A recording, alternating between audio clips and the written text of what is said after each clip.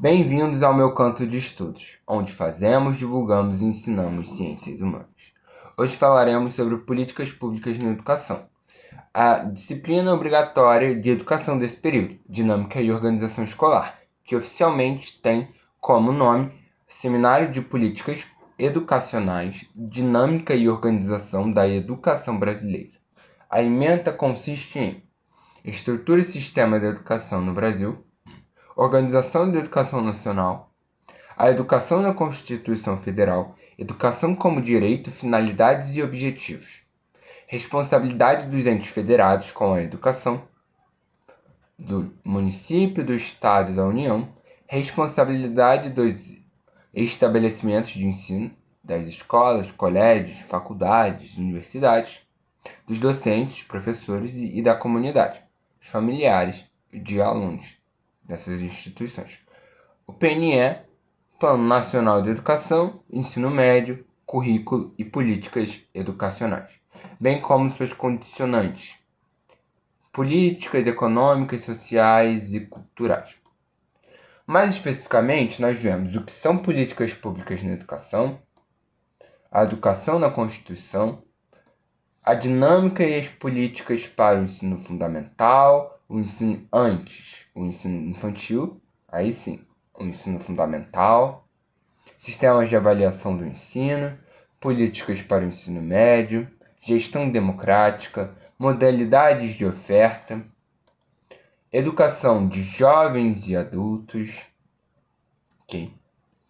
E a LDB, a Lei de Diretrizes e Bases para a Educação, e também a Base Nacional Curricular Comum. Vejamos que essa não é uma disciplina para discutir lei, muito menos legislação. Nós estudamos políticas educacionais, bem como seus entraves políticos. Por quê? A política é a luta pelo poder. Então, há disputa de poder na elaboração de políticas públicas. Nós vemos o que está por trás da elaboração, não apenas você tem que fazer tal coisa, você tem que fazer tal. A universidade, ela não tem como projeto formar apenas tecnicamente os alunos. Porque assim, fazendo licenciatura, você está se formando para dar aula. Mas você não necessariamente precisa saber a legislação para dar aula de qualquer coisa. Mas você precisa saber da legislação para lutar por seus direitos e pelo direito dos alunos. Por uma melhora na educação. Entende? Devemos formar não só profissionais com conhecimento técnico, mas engajados na melhora das suas condições de trabalho. Então a gente precisa saber disso, tanto para saber se uma escola está cumprindo aquilo que é sua obrigação, e tanto para lutar por melhores condições. Entende? Então essa é uma disciplina que a gente estuda essas coisas. A gente vai estudar sobre educação fundamental, educação infantil, ensino médio, ensino fundamental, educação de jovens e adultos, educação especial, que é educação para alunos com deficiência, e educação indígena e quilombola, e muitas outras coisas, sabe? A gente vê todas as disputas políticas, por exemplo, em torno da reforma do ensino médio. A última aula, por exemplo, foi sobre educação infantil. O que é educação infantil, né? Só fazendo um parênteses. É creche pré-escola. Você sabia que a escola, né, para ensino fundamental e médio e para pré-escola é obrigatória, mas a creche não? Porque nós temos 3 entes federados.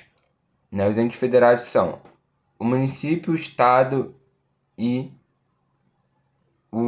a União, que é o governo federal. O município ele vai lidar com a pré-escola e o ensino fundamental. O ensino médio fica por conta dos estados e a União com o ensino superior. Claro que a gente tem universidade estadual e colégio de ensino básico no nível federal, mas assim, não é obrigatório, ok? Então o que acontece? Você não necessariamente vai ter um colégio federal em todo município, mas em todo município tem que ter escola de ensino básico, entende? E por que a creche não é obrigatória? Porque assim, quem ficaria responsável pela creche é o município que é responsável pela educação infantil. Só que a maioria dos municípios não teria dinheiro para bancar as creches. Logo, eles não fazem isso. E aí a gente também vê algumas questões em relação à implementação das políticas públicas, como questões financeiras e logísticas. A gente vê, por exemplo, que a maioria das escolas de ensino fundamental você tem de duas maneiras. Ou você tem unidades diferentes para ensino fundamental ensino fundamental 1 e ensino fundamental 2. E a gente tem ou turnos diferentes ou unidades diferentes. Entende? Mas normalmente tem unidade diferente, né?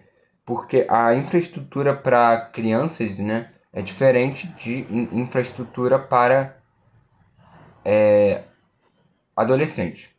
E separar eles é também identificar que são momentos da vida diferentes. Você trata o adolescente como adolescente, a não colocar ele junto com crianças. Então tem toda uma questão de visão do aluno. A gente na última aula teve uma aula sobre educação infantil, mais especificamente sobre a visão, né? E a gente tem um crescente, uma visão de que a criança é criança. Mas não é óbvio que a criança é uma criança? Não.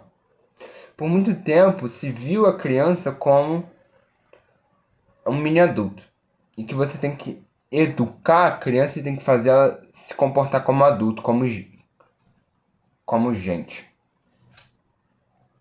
E na repressividade, na repressão, você vai falar, olha, não é pra fazer isso, não é pra fazer isso. Mas a gente cada vez mais vê que a criança é dotada de sentimentos, de vontades, que ela é um ser político, que ela está atuando no mundo. E aí a gente tem essa nova visão na educação básica em relação a isso. E a gente tem a entrada de brincadeiras lúdicas e de visões mais amplas do que é o aprendizado na primeira infância. A creche, principalmente a pré-escola, não é mais apenas um lugar onde o pai ou a mãe, ou qualquer que seja o responsável, deixa a criança para ir trabalhar. Sabe quando você está no shopping e tem um espaço que é para a criança brincar? Os pais vão lá fazer compras e os filhos ficam ali brincando. A visão que se tinha da pré-escola era essa, o da creche. Recentemente a gente tem mudado essa visão, entende? E assim, a gente vê que existe uma política na elaboração de leis para a educação, sabe? É disputa de poder. E é isso que a gente estuda, sabe? Então a gente vai estudar muito disso, né? Qual é a visão por trás dessas políticas públicas que fundamentam a lei que está regendo o ensino no Brasil, ok? Porque é muito interessante, porque você está lidando com uma visão do que é educação. E você tem diversos atores envolvendo, né? Porque você tem a comunidade, você tem muitas vezes o pai, a mãe, de um lado, de outro, o professor, aí a instituição e a união, o Estado. Uma coisa que é interessante ver é que, por exemplo, o professor ou a escola tem direito de escolher exatamente o que vai ensinar. O pai e a mãe não têm direito de dizer que o professor não pode que ele pode ou não pode ensinar qualquer coisa como queria o Escola Sem Partido. A Escola Sem Partido queria isso. Não sei se vocês lembram. Mas eles não podem. Isso é uma das coisas que você aprende nessa aula aí. Ah, mas eu não concordo.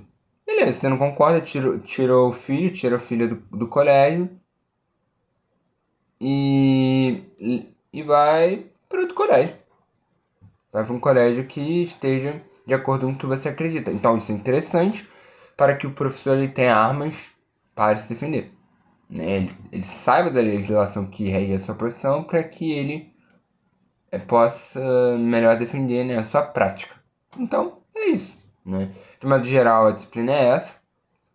É uma disciplina muito interessante porque ela vai lidar com toda a organização da educação no Brasil e ela traz outras questões também, como por exemplo a área de pesquisa de história da educação no Brasil.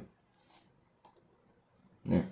Porque se você for mais a fundo, o estudo sobre essas políticas públicas e a história dessas políticas públicas traz consigo a um estudo sobre as escolas pedagógicas que a gente tem e teve no Brasil, correto? Então, eu acho algo muito interessante, né? Porque a gente precisa ter uma atuação crítica, tanto para a gente entender o que já foi e como projetar o futuro. Porque eu não acho que a gente só deve aprender como é a educação hoje. Eu acho importante a gente entender como foi a educação para a gente entender quais são os desafios, certo? Que a gente tem que aprender com o passado, sabe? O principal motivo da gente estudar história é isso, né? Para ter memória, tanto memória das coisas boas quanto das coisas ruins. A gente não deve ignorar as coisas que foram ruins, porque elas servem como aprendizado. Então, era isso que eu tinha para falar hoje sobre essa disciplina. É uma disciplina muito interessante que eu estou gostando bastante de fazer. Por hoje é só. Não esqueçam de curtir, comentar e compartilhar. Até a próxima.